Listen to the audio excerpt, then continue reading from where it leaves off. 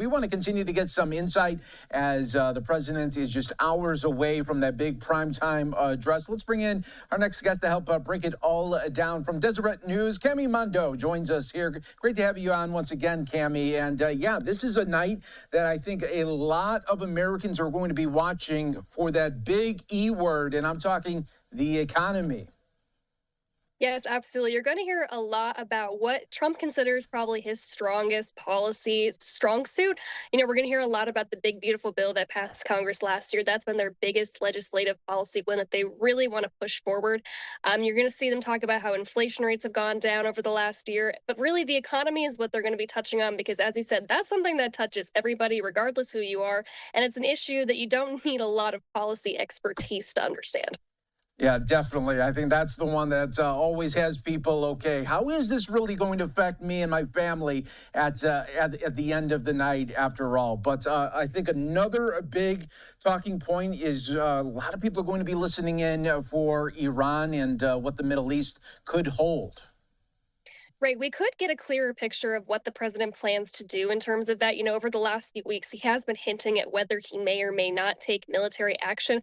Right now on Capitol Hill, we do have Secretary of State Marco Rubio and CIA Director John Ratcliffe briefing congressional leaders up this afternoon before the State of the Union starts. And so we're not really clear what information is being shared, what questions are being asked, but it does kind of signal that something is brewing. We could get a clearer idea of what Trump plans to do tonight. And I mean, Cami, could we go as far as to even think that could President Trump even announce any military action tonight on the floor there of the Capitol? I think when it comes to President Trump, it's kind of a never say never kind of situation. It's probably something that is unprecedented, but it is something that, wouldn't necessarily be unsurprising from him. Yeah, so true. And let's also just talk about the different style that President Trump has when it comes to the State of the Union. If we remember back into the first term, I mean, he really uses this spotlight almost to have like sort of a mini rally, MAGA rally on the House floor there. Right. And I think that is another thing we will be seeing tonight, especially heading into this midterm year where the House and Senate are so closely divided. And he really does want to keep that Republican majority that he has. So we do expect that it will be kind of campaign rally-esque. We did see that last year when he addressed Congress shortly after taking office. We're expecting it's going to be a longer speech. He did say that yesterday that he expects to be talking for a while. So we can expect it to be one of those Trump, signature rallies that we typically see. Yeah, and it'll be interesting to see just how many hand clap breaks there are, maybe compared to the last couple of times that the president has done this here. Let's also talk about the guests for President Trump that will be in the attendance here. This is always an interesting part of how the administration is able to weave in different themes by bringing in different types of guests.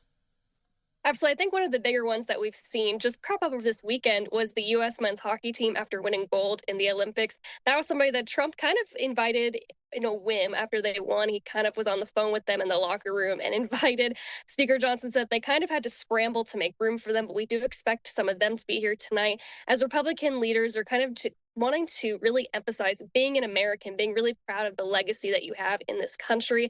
Another big guest we're expecting from the president is Erica Kirk, of course, the wife of the late Charlie Kirk, who died last year in Utah. So we're expecting her to be there as well. And Trump's going to be using that to highlight, denounce any political violence and rhetoric and things like that. Yeah, it's an interesting timing for that because, I mean, it comes on the heels of this weekend where there was an incident at his Mar-a-Lago estate. Thankfully, he wasn't even there. But, I mean, this comes at a time where earlier this week he says, hey, people are gunning for me.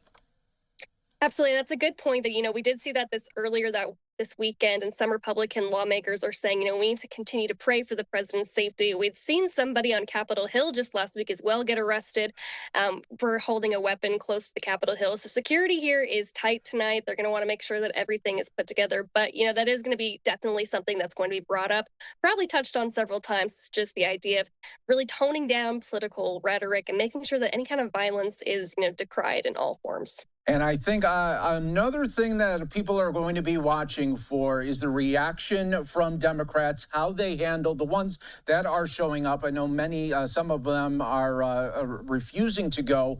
But do you think, Cami, there will be at least one moment during this State of the Union where there is a full standing ovation? Hopefully it'll be for the hockey players. But, I mean, besides that, will we see maybe a nice theme across the aisle here?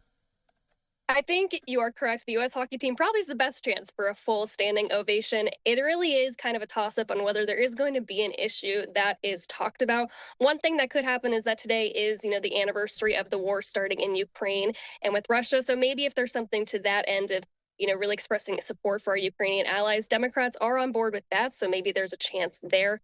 But for the most part, yeah, Democratic leaders are telling their members to kind of tone it down, try not to protest too much. We have seen in recent years, or even just last year, one Democratic representative was thrown out of the speech for disrupting.